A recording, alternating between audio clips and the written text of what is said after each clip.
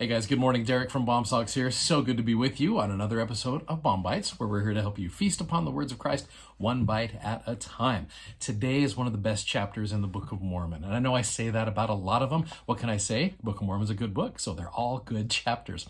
So the chapter today is Alma chapter 5. We've got some great ones coming up this week. I'm super excited for this. So to give you a little context with this, keep in mind, Alma 1 through 4, Alma had to deal with Nehor. He had to deal with the Amlicites. And his people started to get comfortable.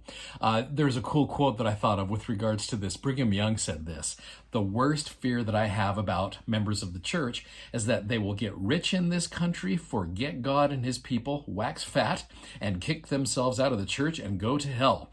This people will stand mobbing, robbing, poverty, and all manner of persecution and be true.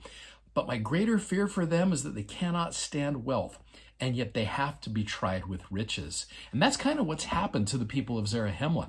And Alma is just seeing them. Again, in the last chapter, it talks about they got into pride and envyings and strife and malice and contentions because they're looking down on other people. And again, the church began to fail in its progress, and it became a great stumbling block to those that weren't that weren't members of the church. So Alma goes to his good, wise friend Nephi and says to him, "Will you please take the judgment seat? I trust you. I've got to go out and I've got to reclaim this people, stir them up to a remembrance of their God, and bear pure testimony to them," which you get into chapter 5. And that, you want to talk about pure testimony, Alma chapter 5 is full of pure testimony. In fact, if you want to have kind of a cool little experience with this, if you were to go in, and you can do this as a family, it should take you a minute or two. You go in and you count the question marks. And I know there's a lot of verses in this chapter. We're going to spend a couple days here. Count the question marks. Now, if you want to do that, you can pause the video right here. If you don't, I'll just tell you right now, there's 50 questions in the book of Alma chapter 5. And they are all questions that Alma poses to the people in Zarahemla. Now, not all of them apply to you and I, but there's a group of verses right here. It's kind of in the middle. If you were to start right around verse number 14, and it takes you all the way down to about verse number 42, those questions really have a lot of meaning to us. So what I would ask you guys to do as an individual or as a family, you can pause the video right here, and I would go in and just read those verses to yourselves. Again, starting in verse number 14, keeping in mind the group that he is talking to here. 14 all the way down through 42. Have a little conversation about what is going on here and maybe what questions seem to mean the most to you. And I'm going to share one of them with you after that. So anyway, pause it right here and we'll get back to talking about it. I actually had a missionary companion years ago, and I remember this very, very clearly. Every single time the sacrament would start, he would open up his scriptures to Alma chapter 5, and he would sit there and he would stay focused. And after a while, I asked him, I said, "So tell me, what are you doing with this chapter right here?" As I was still, in my early days of being a missionary, still trying to figure out things. He just said, "Have you read Alma chapter 5? And I said, "Oh yeah, I've read it." And he goes, "No, have you really read this chapter?" And I was like, I guess not. And he said, "Next time we have the sacrament, go through and read all of these questions." And so I did. The next time we did the sacrament, I went through, I read them all, and my gosh, it was the coolest spiritual evaluation. And when you start asking yourself some of these questions, it really gets your mind thinking about some great things.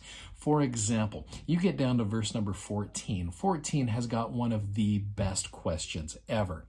It says, "Now behold, I ask of you, my brethren of the church." He's talking to church members. "Have ye spiritually been born of God? Have ye received his image in your countenances? Have you experienced this mighty change in your hearts?" Alma had just gone through this mighty change. And he said, "Look, have you guys experienced this change, this similar change that I went through right there? And if you have, what a blessing that is in your life." However, like all things, change is very temporary. Testimony is very temporary. Testimony has a shelf life. It is very, very temporary. Experiences in the church have shelf life. You look back at some of the early church history. I'm a big fan of church history. I love reading saints, and I read a lot of the church history stuff that's out there. You see some of these early individuals who were so instrumental in the growth of the church, who felt that change of heart, who were there with Joseph during some of those very special early times in the church to later on get themselves out of the church for one reason or another, which for me, I think the most important question is found in verse number 26. And now, behold, I say unto you, my brethren, if ye have experienced a change of heart, and if ye have felt to sing the song of redeeming love, I would ask, can ye feel so now? That phrase is so important. I remember having a student years ago, back when you wear the reminder bands, he had a wristband that said, can you feel so now? Apparently he'd gone to a youth conference, and it's just a nice little reminder there as you're looking at your spiritual experiences in your life, and you ask, can you feel so now? If you are a returned missionary and you look back at some of the cool experiences that you had, if you were married in the temple, if you've been serving in church callings, whatever it is, that's all fine and dandy. But the important question is, can you feel so now? One of the coolest talks that was given in recent years was by Quentin L. Cook. It was back in October of 2012, and it was called Can You Feel So Now?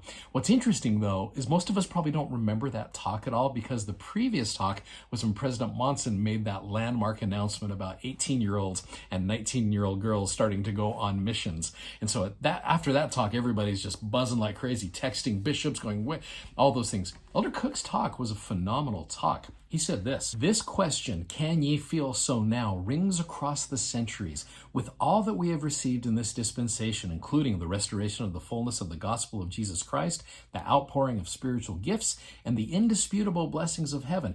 Alma's challenge has never been more important. It is not surprising that some in the church believe they can't answer Alma's question with a resounding yes. They do not feel so now. They feel that they are in a spiritual drought. Others are angry, hurt, or disillusioned. If these descriptions apply to you, it is important to evaluate why you cannot feel so now. That's why this is such a good chapter to read during the sacrament. When you and I are reevaluating our lives and really thinking about where we're at, what a great question to ask ourselves. You're like, I felt the Spirit last week. Why am I not feeling it now? And this is one of those times where if you can't feel so now, the question to ask yourself is, okay, why? Why can't you do that? Maybe during this whole coronavirus time period where we've been away from church, that's been a tough thing. That's been a tough thing to deal with. It's caused us to look at our own habits and wonder if for some reason what we're doing has been attached to our church attendance, or if we can still be very active in the church by not going to church, if that makes any sense whatsoever.